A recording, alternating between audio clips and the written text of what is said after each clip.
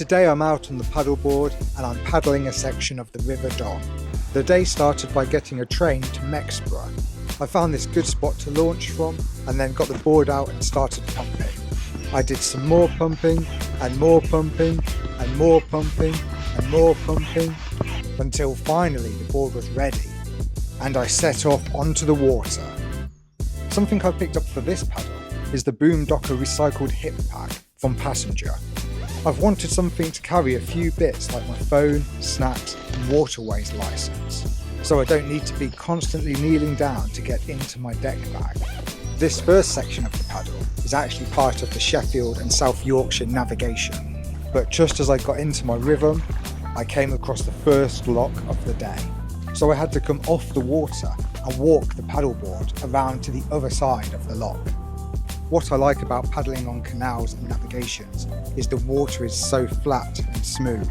But then I came across another lock. Now I was onto the River Don itself and I could feel the water was running a little faster. With weeds in the water to dodge and the sides lined with green trees and bushes, this section felt more remote than the navigation.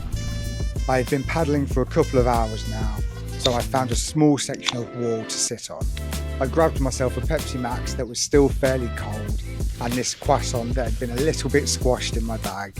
Back onto the River Don, and as time was getting on, I tried to speed up my paddling a little bit. That's until I came across the Conisbrough Viaduct.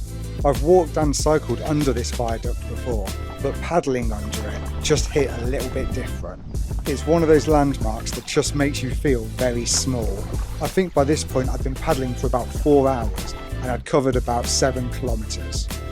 Then as I saw the boat in, I knew the end of the paddle was here. With all my gear packed up, it was time to head home.